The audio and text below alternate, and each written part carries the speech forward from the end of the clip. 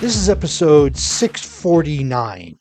Today we're going to be talking about how to create a peak performance mindset.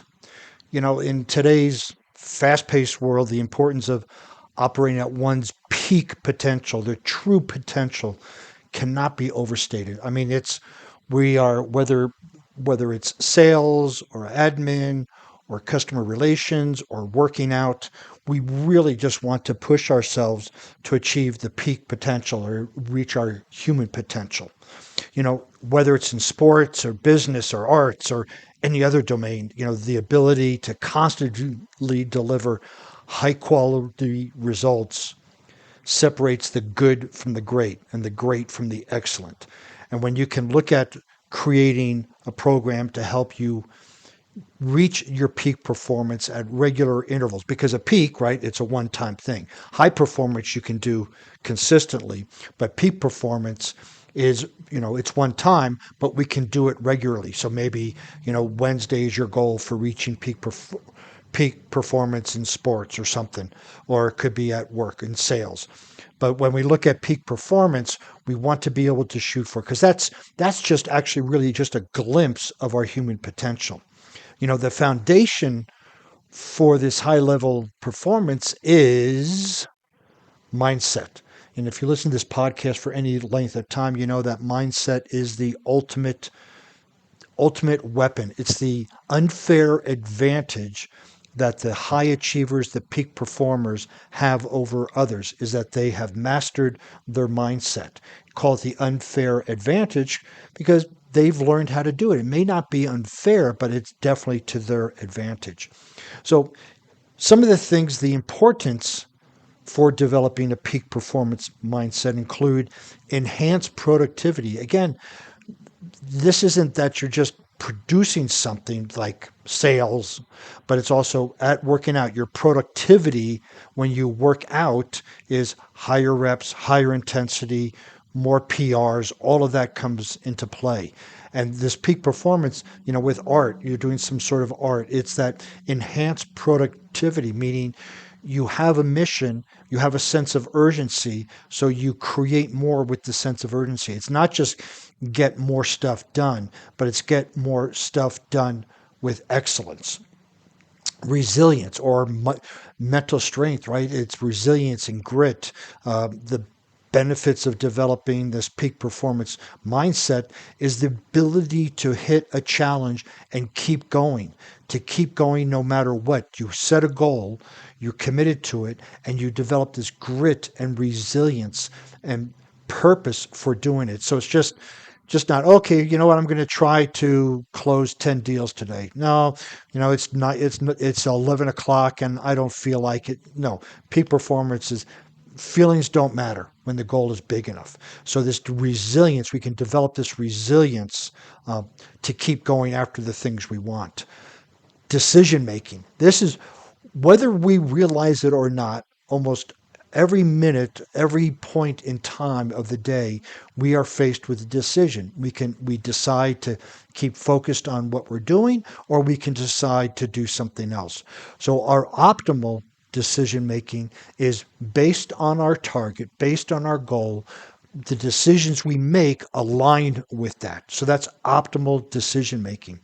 When we have a goal, if we don't have this peak performance mindset, we say we're going to do X, Y, and Z.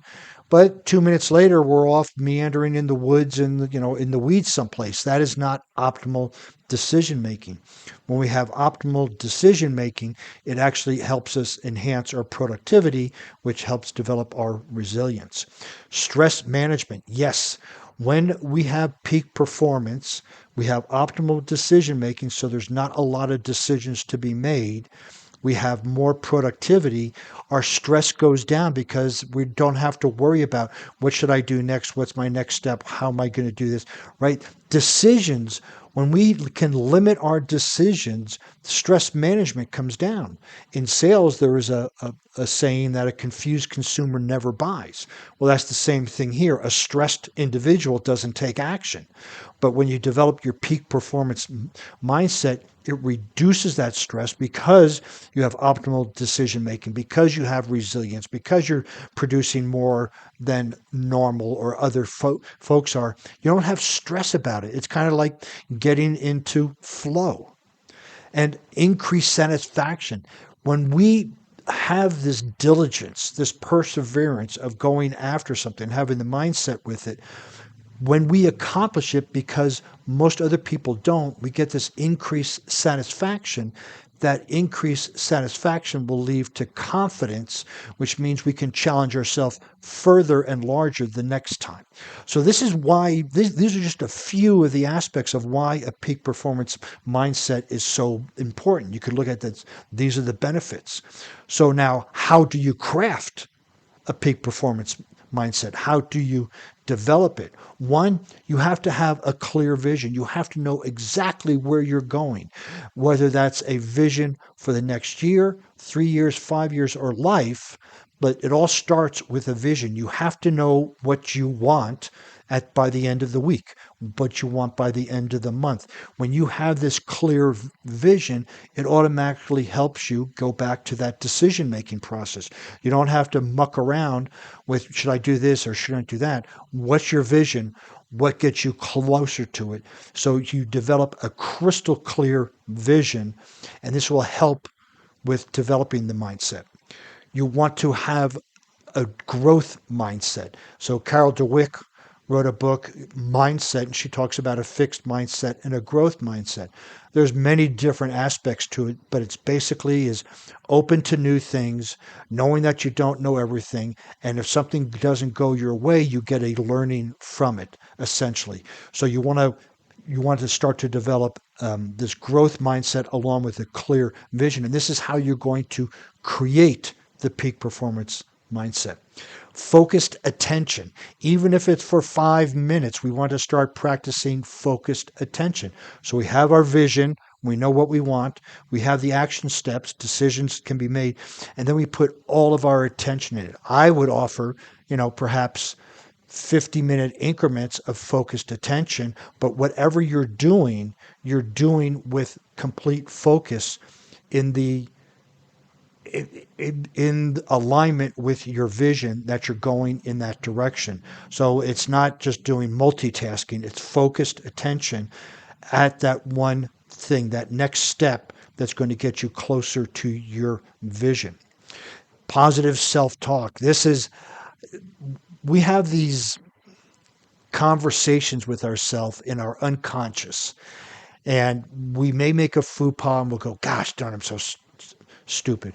All of those self limiting talks, self limiting conversations have got to stop.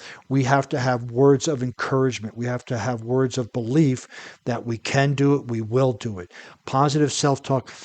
A lot of folks will externally say positive self talk, but internally it's quite the opposite. So we need to be aware of our internal and our external self talk. And then we want to embrace discomfort. If you look at the 4 C's of mental strength, control what you can control, challenge yourself, commit, and have the confidence. And embracing this discomfort is stepping out of your complacent zone. It's challenging yourself. We have to push ourselves every day. And embracing discomfort automatically means that you're going to be doing something you've never done before. So now you are a different person after you embrace it. So this is some of the key steps in crafting a peak performance mindset. Obviously, if you work with a coach, it'll be a lot easier to work through this process of vision, mindset, attention, self-talk, discomfort. But you can do it on your own, and a coach can help you out tremendously. Because in addition to what we've just covered, you want to continue to have continuous learning. You want to learn and apply what you've learned. So this is part of that growth mindset, right? Physical health. We need to be in optimum health, because everything we produce comes through our body, whether we are talking, writing, singing, crafting something, it all comes through our body. If our body is not perfectly healthy, what we produce is a byproduct might not be the best that we can do.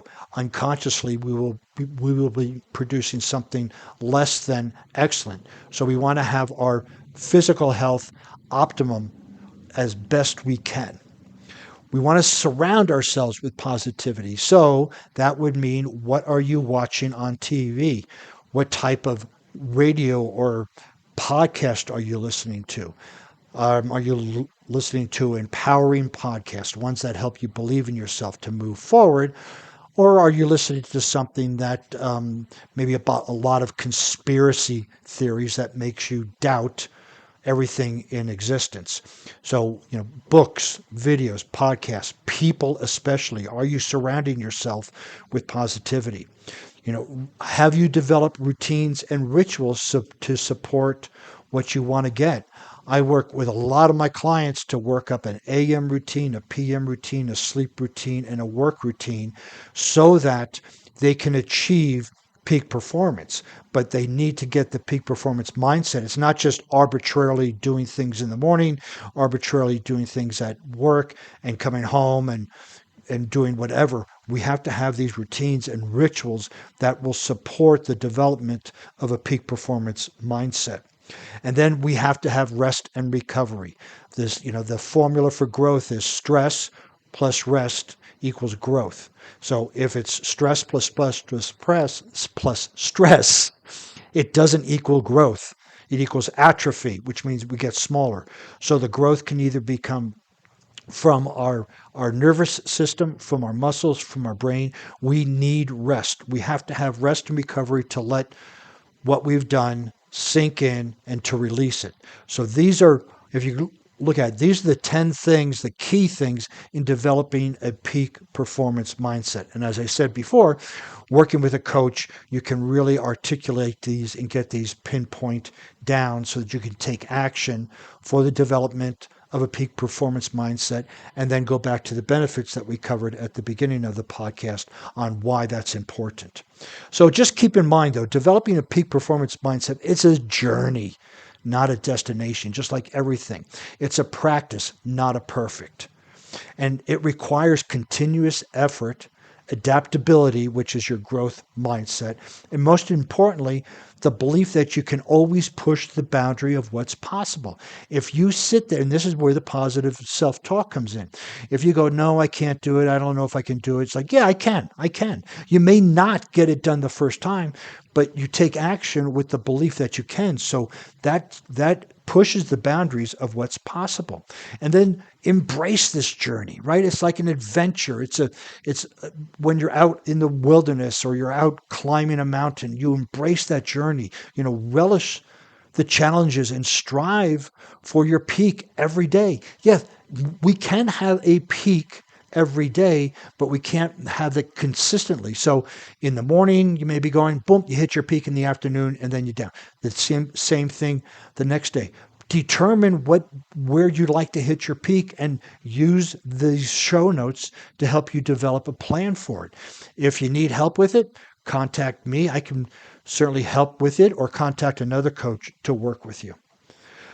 If you like this podcast and want to see the show notes, you can visit warriormindcoach.com for more information.